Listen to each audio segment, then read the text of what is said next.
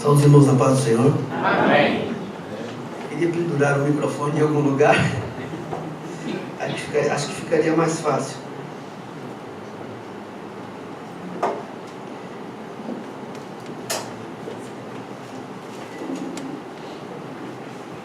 Irmãos, eu vou ler 2 textos aqui da Palavra de Deus. Eu fui avisado assim que eu cheguei, né? Subi no púlpito, eu fiquei sabendo que o pastor Rubens não viria. Aí eu subi, corri para a secretaria, dobrei os meus joelhos e orei ao Senhor para que Ele preparasse uma palavra para a igreja. Eu tenho certeza, em nome de Jesus, vamos para a nossa fé em movimento aí. Glória a Deus. Que Deus falará à igreja abundantemente nesta manhã.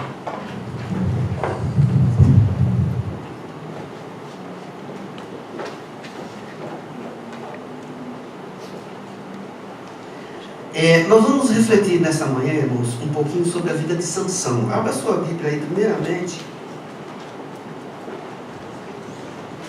no capítulo 13 de Juízes. Capítulo 13 de Juízes. Depois nós vamos dar um pequeno salto para pequeno mesmo, para o capítulo 14 de Juízes. Vamos ver até onde nós vamos ler no capítulo 13 aqui.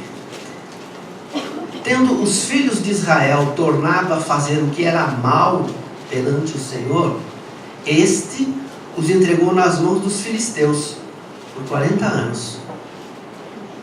Havia um homem de Zorá, da linhagem de Dan, chamado Manoá, cuja mulher era estéril e não tinha filhos. Apareceu o anjo do Senhor a essa mulher e lhe disse: eis que és estéril e nunca tivestes filho, porém conceberás e darás à luz a um filho. Agora, pois, guarda-te, não bebas vinho ou bebida forte, nem comas coisas imundas, pois eis que tu conceberás e darás à luz a um filho, cuja cabeça não passará navalha, porquanto o menino será nazireu. Amém? Agora nós vamos para o capítulo 14, no verso 8. Depois de alguns dias, voltou Sansão para a tomar. Depois eu explico o que ele foi tomar. E apartando-se do caminho para ver o corpo do leão morto, eis que neste havia um enxame de abelha com mel. Tomou o favo nas mãos e se foi caminhando e comendo dele. E chegando a seu pai e a sua mãe, deu-lhes do mel e comeram. Porém não lhes deu a saber que do corpo do leão o tomara. Amém. Os irmãos podem se sentar.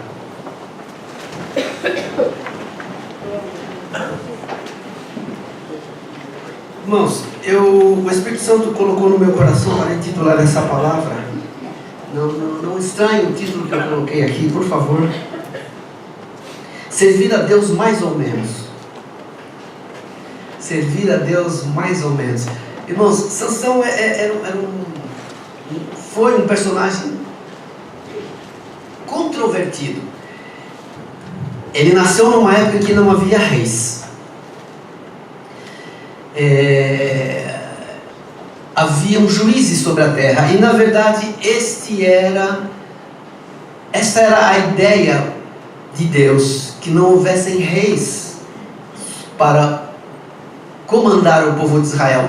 Ele queria ser o próprio rei de Israel.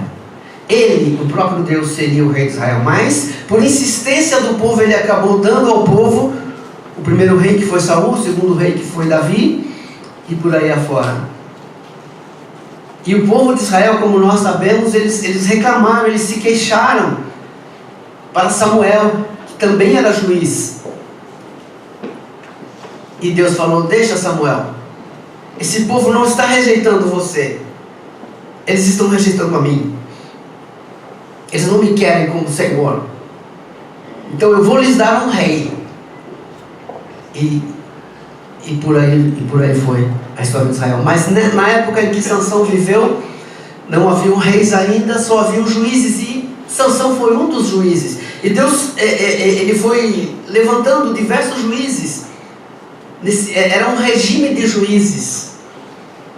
Mas, irmãos, não deu certo também, nem juízes, nem reis.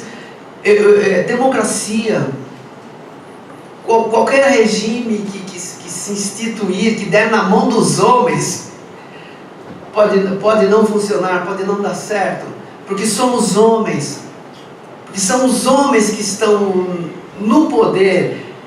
E gente, você quer conhecer um homem, dá poder a ele, aí ele mostra as unhas. Então, qualquer regime que formos viver, seja ele qual for, comunismo, sistema de reis, né, que me fugiu o nome agora, monarquia, e por aí afora, todos irão fracassar, porque estarão sendo colocados na mão dos homens. E no primeiro texto que nós lemos, vejam que interessante, isso é repetitivo, isso vem ao longo de praticamente toda a palavra de Deus. Só não vemos exatamente isso a partir do Novo Testamento, a partir do advento de Jesus Cristo. O primeiro versículo que nós lemos no capítulo 13: tendo os filhos de Israel tornado a fazer o que era mal diante do Senhor, o Senhor os entregou nas mãos dos filisteus por 40 anos. Então, como nós aprendemos na semana teológica, né? A vida de Israel, ela por analogia, ela se parece com a nossa vida, cheia de altos e baixos. Mas que não sejamos como Israel, a ponto de pecar contra o Senhor e ficar 40 anos sendo perseguidos por inimigos. Claro que não é nessa proporção.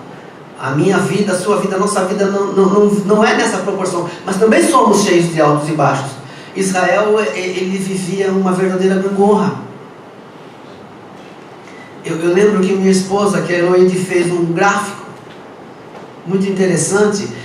E a partir desse gráfico, esse gráfico já existia. Ela só complementou o gráfico à maneira dela, que sempre nós percebemos isso. Os pontos mais altos da vida de Israel, por analogia, os pontos mais altos da sua e da minha vida, os melhores dias da nossa vida são quando nós estivermos mais próximos de Deus. Israel viveu prosperidades tremendas quando estavam próximos de Deus. E eles se afastavam de Deus nessa gangorra. E como nós acabamos de ler, tendo os filhos de Israel fizeram de novo o que era mal perante os olhos do Senhor, e o Senhor os entregou nas mãos dos filisteus por 40 anos. O tempo todo. Parecia uma gangorra.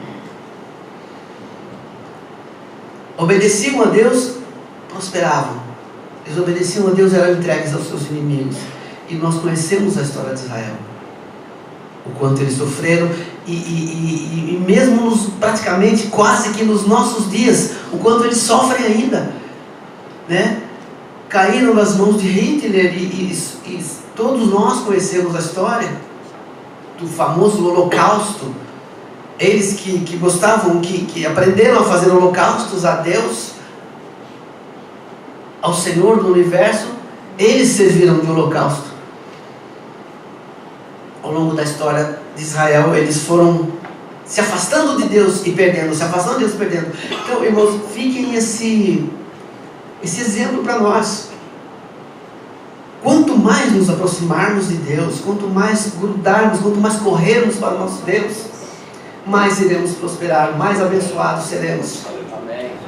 Nós não conseguiremos imaginar o quanto Deus pode fazer na nossa vida. Eu não tenho certeza se foi Billy Graham, talvez tenha sido, mas se não foi, foi alguém do nível. Ele era muito jovem ainda, e alguém disse a ele, e ele ouvindo uma pregação, alguém disse: o mundo ainda não viu o que Deus pode fazer com um homem que se entregar nas mãos dele. Então esse grande homem, eu não tenho certeza absoluta, mas pelo menos 80% de certeza eu tenho que foi Billy Graham, não tenho total certeza, mas eu acho que foi. Ele disse: eu serei este homem. E digamos que tenha sido Billy Graham, Todos conhecem, todos ouviram falar desse grande pregador da palavra de Deus, o quanto Deus o usou como conselheiro nos Estados Unidos, que foi muito abençoado. Então, eu repito a palavra daquele pregador: o mundo ainda não viu o que Deus pode fazer com alguém, ou com uma igreja que se entregue totalmente nas mãos de Deus. E os altos e baixos acontecem, mas que hajam nas nossas vidas mais altos do que baixos. Então a nossa igreja prosperará, então a nossa família prosperará, então eu prosperarei, então você prosperará, por estarmos ligados na presença do Senhor. Queridos, Deus estabeleceu diversos juízes, que esse seria o regime, a princípio, que Ele queria aplicar a Israel. Além de Sansão, nós conhecemos a história de Gideão, Otoniel, Débora, por exemplo, né, que é uma situação meio contrária à que nós estamos acostumados. Uma mulher como juíza de Israel, uma mulher tomando conta de Israel. Graças a Deus, para a glória de Jesus, Deus não é preconceituoso. Ontem eu estava conversando em casa e me rotularam de feminista.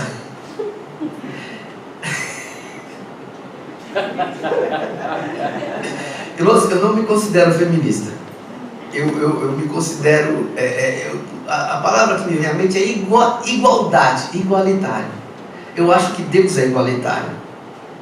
Tanto que Ele escolheu Débora, uma mulher, para ser juiz em Israel. Aí uma vez eu estava conversando com alguém aqui na igreja, e essa pessoa falou: mas Jesus nunca separou discípulas, sempre discípulos, sempre homens. Mas o ministério de Jesus era repleto de mulheres. E eu fico imaginando se Jesus tivesse separado uma discípula. Meu Deus! Vocês lembram de João 4? Foi comentado a semana inteira aí. Jesus conversando com a mulher samaritana. Queriam crucificar Jesus antes da hora, só porque viram Ele conversando com uma mulher. Os discípulos não tiveram coragem de abrir a boca, não falaram nada, mas estranharam. Puxa, a própria mulher: como você conversa comigo, você sendo mestre? Tu sendo mestre e eu mulher? Né? Se Jesus, ao conversar com uma única mulher, teve problemas, imagine se Ele separa uma. Então, irmãos, eu acredito que Deus é igualitário.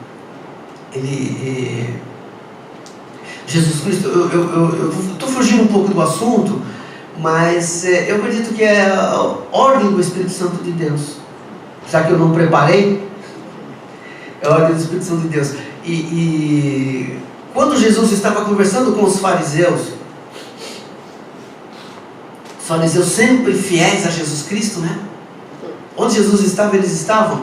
E lá estavam os fiéis seguidores de Jesus Cristo, para tentar derrubar Jesus. Eles estavam conversando sobre o divórcio. Aí disseram: mas Moisés permitiu que desse carta de divórcio para nossas mulheres. Aí Jesus respondeu: no princípio não era assim. Então vejam, Jesus, Ele não pensa depois da queda. É um problema pensar depois da queda. Se eu pensar depois da queda, eu vou ser um homem preconceituoso.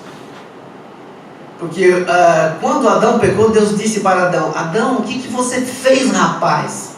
Por tua causa a terra será maldita. Palavra pesada.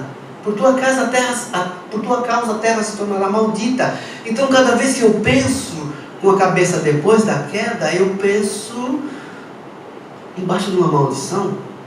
Aí Jesus respondeu para os fariseus: no princípio não era assim. Então Jesus não pensa depois da queda, Jesus pensa antes da queda.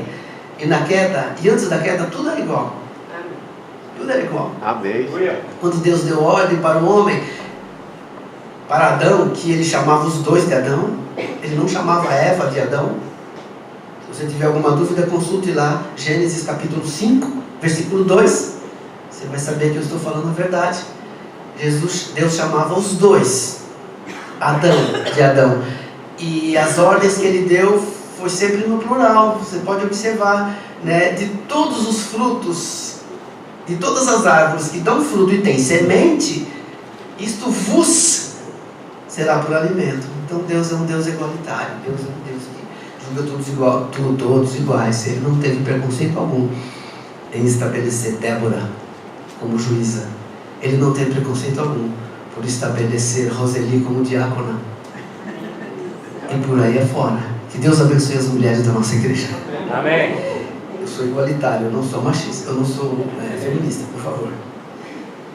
Me julgam mal, mas eu não sou. Eu juro que não sou. Irmãos, o nazireu, ele tinha um detalhe importante, interessante. Ele não poderia passar navalha sobre a sua cabeça. Ele não poderia tocar em corpo morto.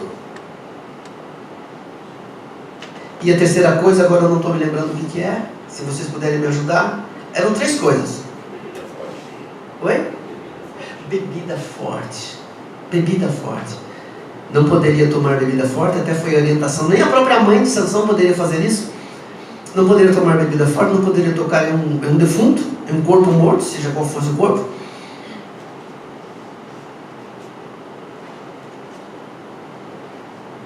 E não poderia permitir que cortassem os seus cabelos. Aí eu vejo Sansão de uma forma estranha. Como eu disse a princípio, ele era bem controvertido, ele servia a Deus mais ou menos. Já parou para pensar nisso? Já leu a história de Sansão? Eu vejo Sansão assim meio relaxado.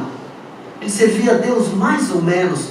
Tanto mais ou menos, irmãos, que aqui no capítulo 14, no verso 8 que nós lemos, quando ele começa, ele diz: eu quero me casar com Tima. O nome da moça era Tima. E ela era dos filisteus, ela não era judia. Aí a mãe de Sansão, o pai de Sansão falou até ele: mas Sansão, não tem mulher decente em Israel? Você tem que ir lá nos nossos inimigos buscar uma mulher? Não, mas é essa que eu quero, é dessa que eu gosto. Perceberam? Ele não tinha esse tipo de preocupação. Nós, filhos de Deus, os jovens servos de Deus, tem que ter essa preocupação, sim. Não sei se eu devo chamar de julgo desigual, porque já vi casos de rapazes que namoram moças e elas acabam se convertendo, se tornam até mais crentes do que ele. Tudo é relativo. Às vezes a vida é muito relativa, mas o importante, irmãos, é que seja lá o que formos fazer, somente para os jovens, vai namorar uma moça que não é crente, vai namorar um rapaz que não é crente, coloca Deus no negócio, ora a Deus, clame a Deus, para que Ele abençoe, para que Ele dirija e oriente. O que não acontecia com Sansão. Eu gostei daquela ali, aquela que eu quero, e acabou.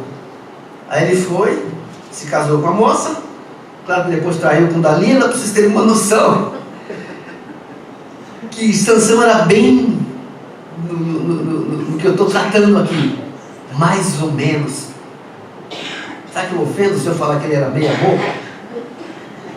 Interessante que apesar disso, Deus o amava tanto. Olha como Deus é misericordioso, olha como Deus é maravilhoso. Deus amava tanto Sansão, mas tanto, Ele nos ama tanto, mas tanto, como diz João 3,16, de tal maneira incalculável, imensurável, que Sansão se tornou um herói da fé. Esse mai mesmo aí foi lá para a galeria dos heróis da fé. Paulo citou Sansão dentro da galeria dos heróis da fé. E ontem eu estava comentando em casa, acho que foi em casa, não tenho muita certeza, que Sansão, ele foi um suicida. Ele foi um suicida, sabe? Mas ele foi um suicida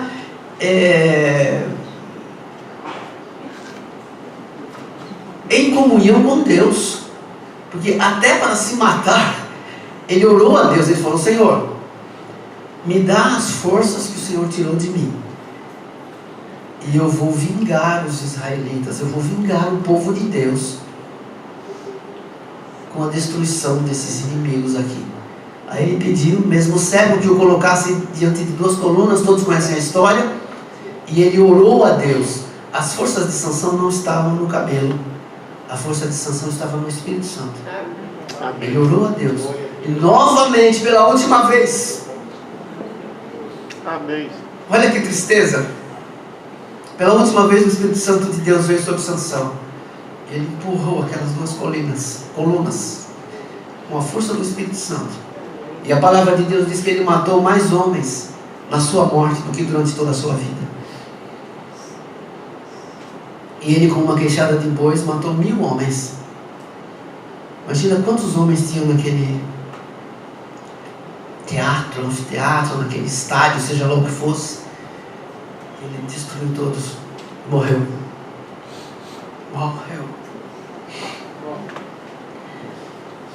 Aqui na palavra de Deus, irmãos, que nós lemos no versículo 8, diz: depois de alguns dias, depois que ele tratou o casamento dele com uma mulher que não agradava a Deus, com certeza, não agradava ao pai, nem agradava à mãe, a Bíblia diz que Sansão ia andando por um caminho, ainda nesse capítulo 13, e um leão novo saiu ao encontro dele e avançou nele.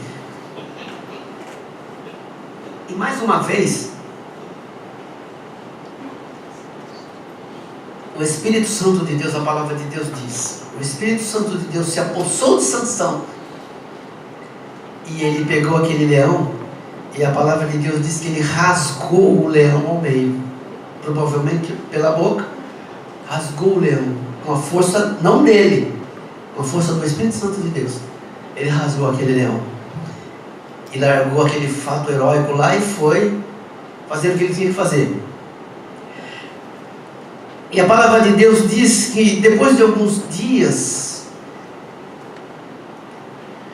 como ele era muito controvertido, muito às avessas, quem sabe ele sentiu saudade dos feitos dele, falou: eu vou voltar lá e ver aquele leãozinho que eu matei. Olha que homem glorioso que eu sou. É um perigo a gente voltar ao passado e querer glórias do passado. É um perigo nós vivermos na nostalgia. Deus conhece o passado. O passado ele foi colocado para nós apenas como exemplo.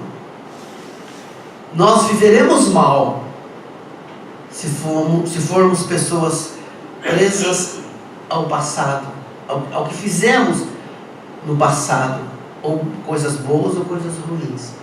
E viveremos mal se formos pessoas visionárias demais, vivermos no futuro, pensando no futuro, inclusive na glória futura, né? Vamos pensar no céu, vamos pensar nas ruas de ouro do céu, mas o melhor momento para vivermos é o aqui e agora. Amém. Aqui e agora é o momento de eu fazer a escolha correta, para que lá no futuro eu possa colher os frutos dos meus acertos e não os frutos dos meus erros. Colher os frutos dos meus acertos. Então o melhor momento para viver é o aqui e agora. E Sansão estava nostálgico. Ele estava pensando: puxa, matei um leão, olha, poderoso, eu sou o cara, vou voltar lá para ver aquele leãozinho. Aí voltou. A palavra de Deus diz, irmãos, até simbolicamente, mas eu posso entender literalmente. Depois de alguns dias voltou ele para tomar a esposa,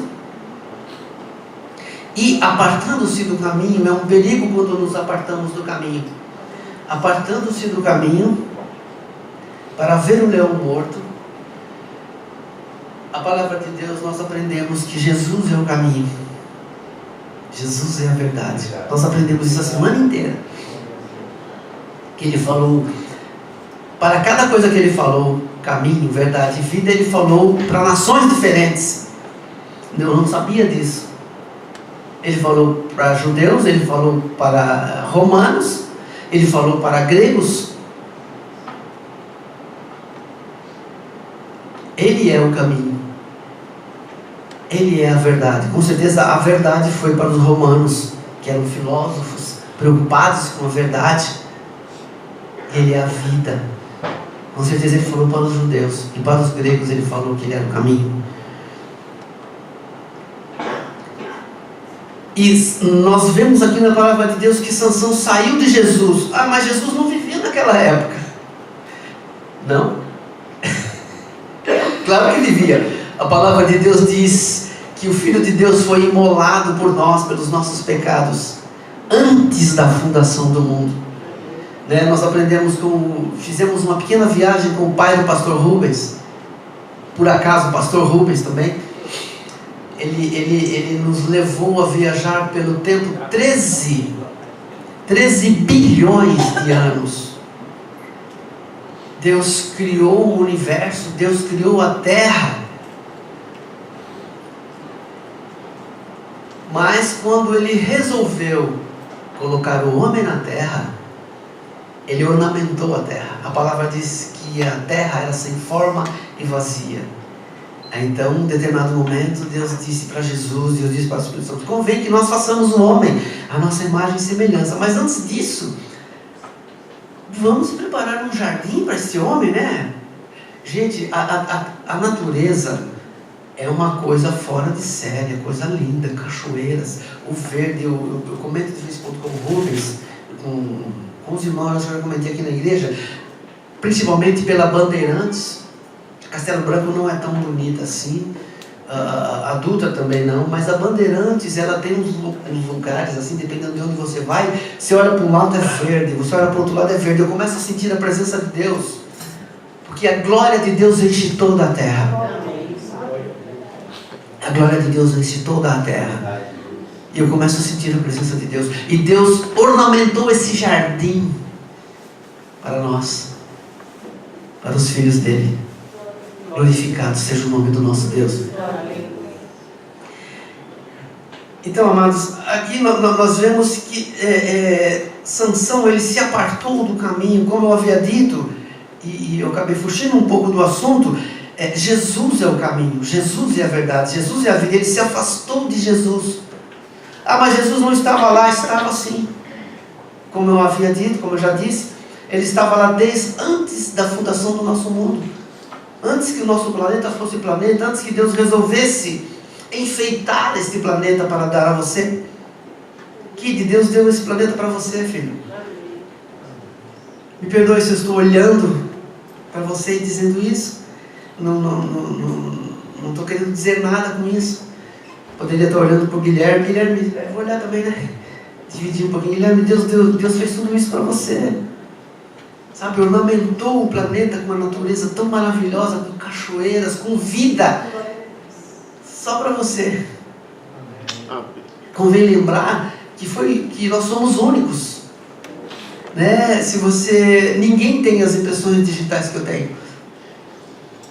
Eu sou eu, para a honra e para a glória de Jesus. Continuando aqui, irmãos. Sansão apartou-se do caminho para ver o corpo do leão morto. E eis que nesse leão havia um enxame de abelhas com mel. Olha, eu nunca morei no interior, quer dizer, morei em Sorocaba, mas não era bem interior, né? Era como nós estamos tratando aqui, bem mais ou menos interior. Eu nunca ouvi falar que a abelha criasse uma colmeia num bicho morto, mal cheiroso. Né? Se alguém do interior já ouviu falar isso, por favor, depois me corrija. Mas eu jamais ouvi falar. Para mim, isso foi uma cilada de Satanás. Olha como Satanás é sujo. Ele colocou... De repente, ele soprou no ouvido de Sansão: vai lá ver aquele leãozinho. Ele já tinha preparado uma colmeia dentro da carcaça morta e mal cheirosa daquele leão. Tipo assim, vamos imaginar... Sansão é tão fácil, né? É tão fácil passar a perna nesse rapaz aí. Eu fico pensando com a cabeça do diabo. Deus que me perdoe. É tão fácil derrubar esse camarada aí, né? Vou derrubar ele com uma besteira, com um negócio assim, absurdo, com uma coisa mais grotesca possível. E vocês vão ver como é que ele vai cair. Foi lá, colocou um enxame de abelhas, uma colmeia na carcaça mal cheirosa, em decomposição de um leão, porque Sansão cairia fácil. Irmãos, às vezes Satanás olha para nós e diz: isso é fácil. Qualquer tropecinho que eu puser na frente dele, ele vai cair. Esse aí, tranquilo. Sansão, tranquilo. Qualquer coisa que eu fizer, põe lá um enxame de abelhas lá, um favo de mel lá, você vai ver que ele vai cair, caiu. Tranquilamente, facilmente, rapidamente. Soprou no ouvido dele, ele foi lá no defunto morto. Foi lá no leão morto. Estava lá um enxame de abelhas. A primeira queda de Sansão, ele não poderia tocar em um ser morto. Ele começou a deixar de ser nazireu. Aí ele foi lá e pegou aquele favo de mel, tocou naquele leão imundo, comeu aquele mel, aquela coisa, meu Deus, nojenta, né? Aquela coisa, e comeu aquele mel, era doce. Podia ser nojenta, mas era doce. O pecado é doce, né? Pode desagradar a Deus, pode ser horripilante aos olhos de Deus, mas é doce. Então a gente peca, então a gente faz. Sansão foi lá e comeu aquele melzinho, ainda teve coragem de levar para a mãe dele, para a mãezinha dele, amada. Aí chegou para a mãe dele e entregou o favo de mel e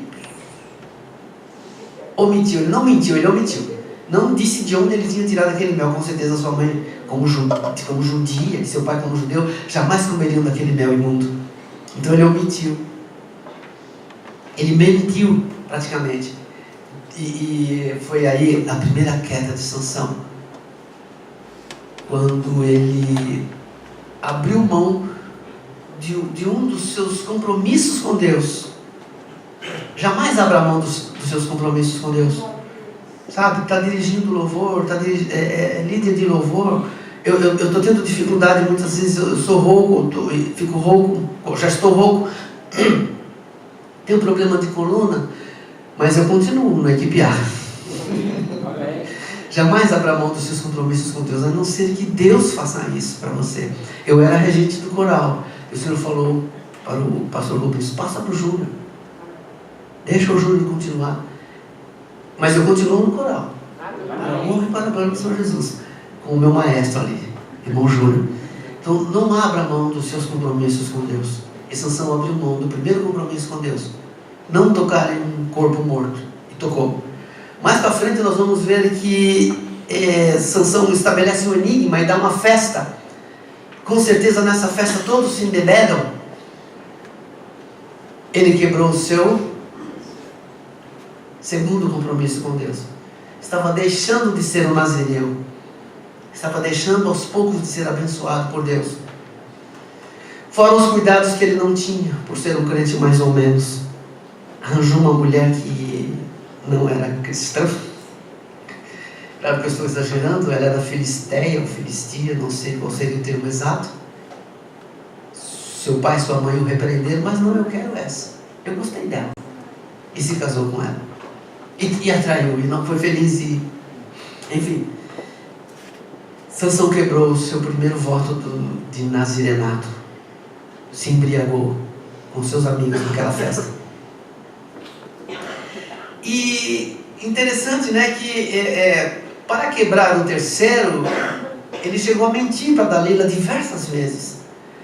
Dalila o enganou, e ele teve um caso com Dalila, e ele não percebia, parece que, não sei o que havia com Sansão, o que havia de errado com ele. A gente, quando se afasta de Deus, irmão, nós quando não temos compromissos com Deus, nós ficamos meio Sansões da vida, viu, meio... Satanás faz um lacinho ali e a gente cai. Somos enganados e parece que é um prazer ser enganado. Dalila várias vezes tentou arrancar de Sansão. Onde está a sua força, Sansão? Ele dizia, olha, se você me amarrar com fios, não sei do que, aí ela ia lá e amarrava ele, quebrava e destruía os seus inimigos. Ela chamava os soldados para o pegarem. Mesmo assim ele continuava com ela, mesmo sabendo que ela o estava traindo, e ela foi traindo e foi traindo. E da última vez, talvez cansado de tanto mentir, ela perguntou, onde está a sua força, Sansão? Ele disse, no cabelo. Se você cortar no meu cabelo, cansado da insistência de Dalila, tá bom, você venceu. Mas ele não teve consciência de que ele estava sendo enganado. Olha, irmãos, o pecado nos cega. A Bíblia diz que o mal e o pecado, eles cauterizam a nossa mente.